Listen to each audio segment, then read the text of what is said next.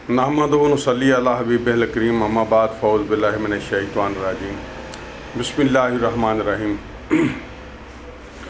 मैं नहायत ही मोहतरम जनाब इफ्तिखार नकवी साहब, जो मेरे पीर मुर्शिद भी हैं और मेरे उस्ताद मोहतरम भी हैं, उनकी वसात से कहूँगा कि हमने जो बैनुल मज़ाहिब फ़ोरम बनाया है उसका चेयरमैन इन्होंने ही मुझे बनाया है और ख़ुद जो हैं 4 आदमी ये इसके सरपरस्त आला हैं। बाकी अभी टीम तश्कील दे रहे हैं और इंशाअल्लाह ताला बहुत जल्द कामयाब हो जाएंगे। बाकी जो मुल्की हालात है उसके बारे में हम ये कहेंगे कि मुल्की हालात तो दुरुस्त नहीं हैं। गरीबी आदमियों का बुरा हाल है। रमज़ान आता है और हर साल ही महंगाई होती है। ये नहीं है कि इस हुकूमत में कोई महंगाई हुई है, लेकिन हर हुकूमत में जब रमज़ान शरीफ आता है हर हुकूमत में महंगाई होती है। लेकिन इस हुकूमत में कुछ ज़्यादा महंगाई हो गई है और इंतहा दर्जे की महंगाई हो गई है। और मैं इसमें ये कहूँगा कि आवाम तकरीबन सड़कों पर रुल गई है।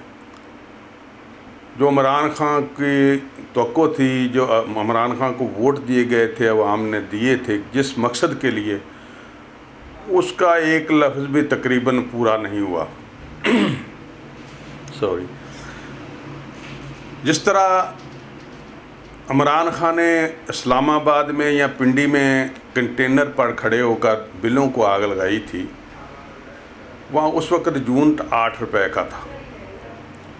तो इसने खुद ही ये पैगाम दिया था कि इतनी महंगी बिजली और आज यूनिट 26 रुपए का है। उसमें हम क्या इसको दाद दें और क्या इसको कहें कि जो ये कर रहे हैं, जो हुकूमत कर रही है। हालांकि हम खुद पीटीआई को वोट दे चुके हैं, पीटीआई में हम शामिल रहे हैं, अब भी शामिल हैं, लेकिन जो हक़ और सच की बात है वो बतानी ज़रूरी है कि हमारे मुल्क में कोई कानून नाम की चीज़ ही नहीं है जिससे कि हम कुछ सबक हासिल कर सकें, जिससे कि हमारी आने वाली नस्लें कुछ सबक हासिल कर सकें। अवाम का रद्द अमल तो आ गया, इमरान खान को जितवा दिया, वोट दे दिए, इमरान खान वज़ीर आज़म बन गया, लेकिन इमरान खान की तरफ से अभी तक एक भी रद्द अमल नहीं आया जिससे कि अवाम खुश हो।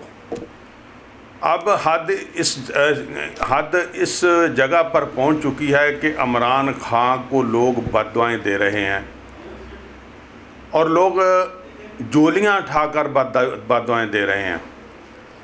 मैं गुजारिश करूंगा इमरान खान साहब से कि मेहरबानी करें, शफ़क़त करें इन लोगों पर, जिन लोगों को ना आटा मिल रहा है, ना चीनी मिल रही है। हम अपनी आँखों से देख रहे हैं। आप तो इस्लामाबाद में बैठे हैं, लेकिन हम अपनी आँखों से देख रहे हैं कि बैठे हैं लोग, कतारें लगी हुई हैं और लोग चीनी के लिए 1 किलो चीनी के लिए अंगूठे पर निशान लगवाते हैं और एक सारी दिहाड़ी लाइन में लगकर 1 किलो चीनी हासिल कर रहे हैं। और वो भी कहते हैं यूटिलिटी स्टोर वाले कि आप इतने का सौदा और ख़रीदो तो हम आपको चीनी देंगे, वरना हम आपको चीनी नहीं देंगे।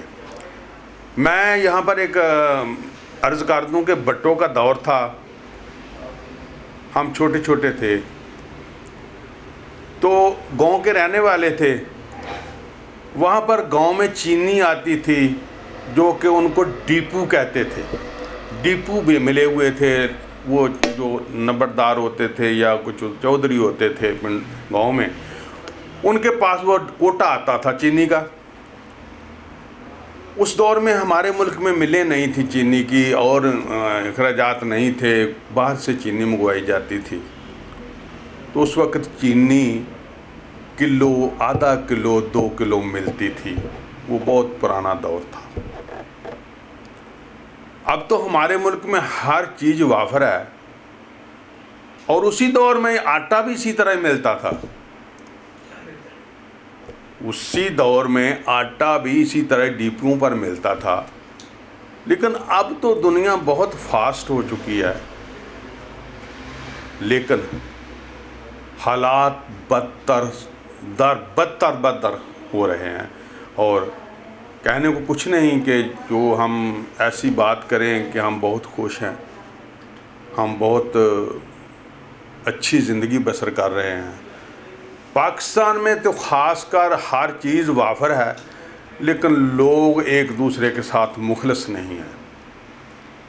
हर चीज़ मुल्क में वाफर है, लेकिन हम अपने पेट को आगे लेकर जा रहे हैं। हमने अपना पेट आगे रखा हुआ है जो भर नहीं रहा। और मेरे ख़्याल में ये हमारा मुसलमानों का, ख़ासकर पाकिस्तान वालों का पेट कब्र की मिट्टी ही भरेगी। इंसान जीते हुए तो अपना पेट नहीं भर सकता, क्योंकि हमने जब रमज़ान शरीफ आता है, और अल्हम्दुलिल्लाह हम मुसलमान हैं, मैं भी यहाँ का ही रहने वाला हूँ, पाकिस्तानी हूँ, मैं भी यहाँ का ही मुसलमान हूँ। तो मस्जिदें भर जाती हैं तरावी के लिए, नमाज के लिए। लोग बहुत ज़्यादा मस्जिद में तशरीफ़ ले आते हैं कि बख्शिश का महीना आ गया है, और बख्शिश के महीने के लिए हम सुबह को भी मस्जिद भर जाती है, शाम को भी मस्जिद भर जाती है। लेकिन करते क्या हैं? रोज़ा रख लिया अल्लाह के लिए, बख्शिश के लिए, और सुबह आते हैं दुकान खोलते हैं, वो किसी किस्म की भी है। ये नहीं है कि एक दुकान है, दो दुकानें हैं, वो किसी किस्म की भी दुकान है। रमज़ान के महीने में ख़ास कर जो चीज़ हम 10 रुपये में बेच रहे थे, वो हम 1000 की कर देते हैं, 100 की कर देते हैं, 500 की कर देते हैं। हत्तुल वसा के फल फ्रूट तक दुगनी कीमत पर बिक रहा होता है। सब्जियां दुगनी कीमत पर बिक रही होती हैं कि मुसलमानों का महीना बख्शिश का आ गया है, और हम रहमतें मांगते हैं। किससे? जिसकी नाफरमानी कर रहे हैं। और नाफरमानी करते करते हम दूसरों को लूट भी रहे हैं, झूठ भी बोल रहे हैं, सच बता भी नहीं है, सच बोल भी नहीं रहे। नमाज पढ़ रहे हैं, रोज़ा रख रहे हैं, अल्लाह को खुश कर रहे हैं, लोगों का माल खा रहे हैं और लोगों को तंग कर रहे हैं, लोगों से प्रॉफिट दुगनी तिगनी ले रहे हैं। ये तो मुसलमानों का हक़ नहीं है। मुसलमानी तो वही है जो मेरे नबी पाक सल्लल्लाहु अलैहि वसल्लम के दौर में थी, है, रहेगी। उनका नाम तो इसी तरह ही लेते रहेंगे लोग। लेकिन अगर कानून जो है वो उस वक्त का अगर नाफज कर दिया जाए, तो उम्मीद बड़ी है कि कोई खौफ आ जाएगा इन लोगों में, कोई डर आ जाएगा इन लोगों में। ये नहीं है कि लोग सारे टुंडे कर दिए जाएँ, हाथ काट दिए जाएँ, जो झूठ बोल रहे हैं उनकी ज़बान काट दी जाए, जो दुर्रे मारे जाएँ, संसार किया जाए, ये नहीं है। लेकिन इबरत के लिए, इबरत देने के लिए, लोगों को बताने के लिए हमें ये 2, 4, 10 वाक़या करने पड़ेंगे। अगर हम नहीं करेंगे तो इस्लामी कानून तो फिर हम बोल रहे हैं, हम इस्लाम के पाबंद हैं, मौलाना हजरात भी हमारे बोल रहे हैं, हम भी बोल रहे हैं, सब बोल रहे हैं, लेकिन अमल कोई नहीं कर रहा। और लोग सड़कों पर रुल गए हैं, ख़ासकर इस हुकूमत के दौर में और इस हुकूमत में, क्योंकि इमरान ख़ान से लोगों ने बहुत ज़्यादा तवक्कात रखी हुई थी जो कि पूरी नहीं हो सकी। या तो इनको टीम ही अच्छी नहीं मिली, या वो ज़िद करते हैं हर बात पर, और ज़िद जो है वो कभी भी अच्छी नहीं होती। वो आप बेटे से कर लें, बीवी से कर लें, अवाम से कर लें, दोस्त से कर लें, और किसी जगह भी कर लें, ज़िद इंसान को घाटे में लेकर जाती है। उनके पास मशीर भी पता नहीं कहाँ से आ गए हैं, हमें तो पता ही नहीं, हमने तो देखे भी नहीं हैं वो कैसे मशीर हैं। कोई एक अदारा पाकिस्तान में ठीक नहीं चल रहा, कोई एक अदारा भी। करप्शन बहुत ज़्यादा हो गई है, महंगाई बहुत ज़्यादा हो गई है, आटा नहीं मिल रहा, चीनी नहीं मिल रही, जो मिल रही कारोबार नहीं मिल रहा, लोगों को नौकरियां नहीं मिल रही।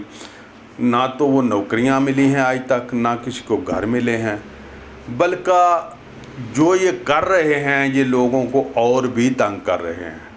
महंगाई बढ़ रही है, लोगों को नौकरियां नहीं मिली, किराया देने के लिए पैसे नहीं हैं, लोग खुदकशियां कर रहे हैं, लोग मर रहे हैं। और बच्चों के लिए किसी के पास पैसे नहीं है, नौकरी नहीं है, वो तो क्या करेगा? वो शाम को लोगों को लूटेगा, क्राइम बढ़ेगा। फिर आप कहेंगे क्राइम बढ़ गया। उस पर कितने पुलिस वाले लोग हैं जो कंट्रोल करेंगे? हर दरवाजे के आगे तो पुलिस वाला खड़ा नहीं होगा। ये इसी तरह ही फिर चलेगा। जब हम आवाम को रिलीफ नहीं देंगे, वो जो 8 रुपये वाला यूनिट था वो ठीक था या कि ये 26 रुपये वाला यूनिट ठीक है? मुझे समझ नहीं आई कि आपने वो बिल तो जला दिए, लेकिन अपनी हुकूमत में आपने ये क्या कर दिया?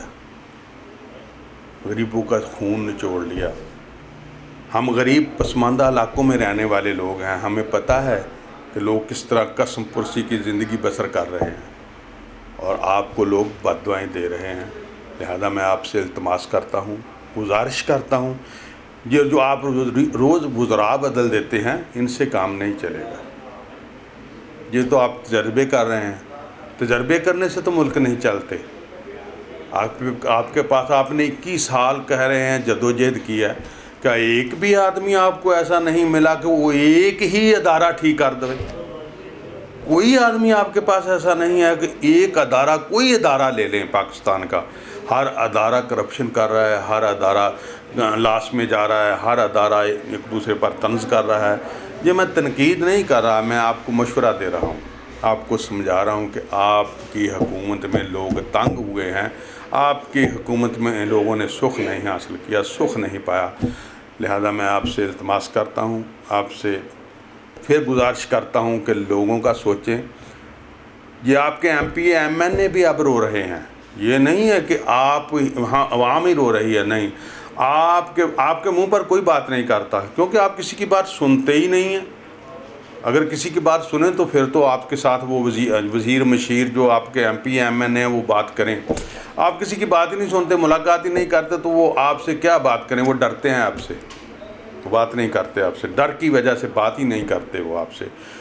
वो आपको बताते नहीं कि यहाँ पर क्या हो रहा है, और वो ये कहते हैं बाहर आकर कि यार हम आवाम में जाएंगे तो किस मुंह से जाएंगे, किस मुंह से वोट मांगेंगे। मैंने राजा रियाज साहब को बोलते सुना है, उसने भी यही कहा है। मैंने अपने इलाके के लोगों को सुना है, वो भी यही कह रहे हैं। जिस जगह पर लोग बोल रहे हैं वो यही कह रहे हैं कि हम किस मुंह से लोगों से जाकर वोट मांगेंगे कि PTI को वोट दो। PTI को वोट तो क्या, PTI वाले जब आएंगे ना महल्लों गलियों में, तो मुझे नहीं उम्मीद को इनको बैठने भी देगा। जो इनके साथ आपने कर दिया है, ये तो आपने इनको बजट देने थे, वो हमको रिलीफ देना था, तालीम देनी थी, नौकरियां देनी थी, तो ये किस मुंह से आएंगे? इनके पास कुछ भी नहीं है, ये कोई काम नहीं कर सकते। आपके दिए हुए पर इन्होंने करना था, आपके आर्डर पर उन्होंने काम करने थे, लेकिन इनके पास कोई ऐसा तरीक़ाकार ही नहीं है, कोई काम ही नहीं हुआ किसी जगह पर। आप कहते हैं हमने फलां बना दिया, फलां बना दिया, फलां बना दिया, इससे पेट तो नहीं भरता गरीब आदमी का। नहीं, वो काम करें जिससे गरीब आदमी का पेट भी भरे और उसके बच्चों को रोटी मिले और उसके बच्चे स्कूल जाएं। ये कोरोना SOP आ गया, सुन रहे हैं, आ रहा है, जा रहा है, कोई SOP पर अमल नहीं हो रहा, कोई नहीं कर रहा। फ़ौज बुला ली आपने, शायद अच्छा किया होगा, शायद उसकी वजह से लोग मास्क पहन लें, लेकिन वो लोग जो जिनको रोटी खाने के लिए नहीं मिल रही, वो किधर जाएंगे? वो SOP पर क्या अमल करेंगे? वो घरों में कैसे रहेंगे? उन्होंने तो बाज़ार में आना ही है, उन्होंने रोटी कमानी है, उन्होंने बच्चों के लिए कमाना है। उनको SOP से कोई गर्ज नहीं, उनको कोरोना से कोई गर्ज नहीं है, वो किसी कोरोना को नहीं मानेंगे। वो तो बच्चों के लिए निकलेंगे और बच्चों के लिए काम करने के लिए निकलेंगे। अगर उनको नौकरी नहीं मिलेगी या काम नहीं मिलेगा तो फिर वो दूसरा काम करेंगे कि जो नामुनासिब है। लिहाजा मैं आपसे इल्तमास करता हूँ, आप मेरे भाई हैं, बड़े भाई हैं, छोटे भी नहीं, बड़े भाई हैं। आप की उम्र मुझसे ज़्यादा है, तजर्बा भी ज़्यादा होगा। ये क्रिकेट का खेल नहीं है, नहीं, ये हुकूमतें चलाना जो है ना बहुत मुश्किल काम है। आपने तजर्बा ही नहीं किया, अगर आप तजर्बा कर लेते तो शायद ये नौबत ना आती। आपको पहले पता होना चाहिए था कि मैंने हुकूमत संभालनी है और किस तरह मैंने गाइडलाइन देनी है और किस तरह से मैं चलाना है इसको। आपने इंतहा की महंगाई कर दी है मुल्क में, जो कि नहीं होनी चाहिए थी। आप एक एक अदारा करके ठीक करते ना तो ये शायद ठीक हो जाता। आपने सब महाज खोल दिए। जब सब महाज खोल दिए हैं तो फिर आपको इनके साथ पूरा आना मुश्किल है।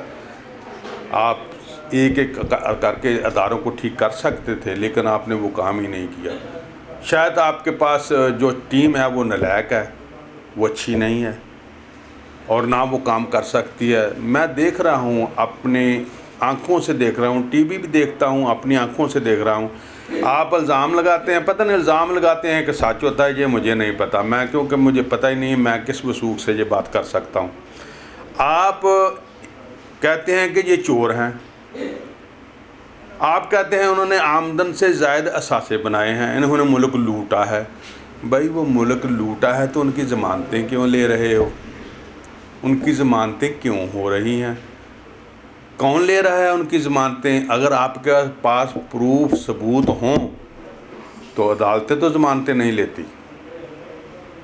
लेकिन हाँ, वो भी हमारे मुल्क के रहने वाले हैं, मैं कुछ नहीं उनके बारे में भी कह सकता, क्योंकि यहाँ के लोग वो भी रहने वाले हैं, वो कुछ भी कर सकते हैं। लेकिन आप इस मामले में बिल्कुल नीचे जा रहे हैं। आपके वोटर में कमी आ रही है, आपके जो आपकी पोजीशन सी वो नीचे गिर रही है, लिहाजा आप कामयाब नहीं हो सके। मैं मेहरबानी करके अब भी आपसे रिक्वेस्ट करता हूँ कि अभी समझ जाएं। अगर समझ जाएंगे तो इंशाअल्लाह ताला आप कंप्रोमाइज़ करके चलेंगे तो फिर समझ लेंगे, इस तरह नहीं समझेंगे। अगर आप हठधर्मी पर आ जाएंगे तो फिर नहीं समझेंगे। जो आपके साथ कंप्रोमाइज़ कर रहा है उसके साथ करें, और इंशाअल्लाह ताला उम्मीद है कि अल्लाह ताला आपको कामयाबी देगा और अल्लाह ताला आपको कामयाब करेगा। मेरी दुआ है कि अल्लाह ताला आपको कामयाब करे और आप मुल्क के वज़ीर-ए-आज़म भी रहें और अच्छे काम भी कर जाएं, ताकि दुनिया आपको याद करती रहे। ये नहीं काम करके जाएं कि आप जाएं तो लोग आपको बददुआएं दें, ये काम ना करके जाएं। मेहरबानी है। अल्लाह ताला आपका और मेरा हामी व नासर हो। पाकिस्तान जिंदाबाद।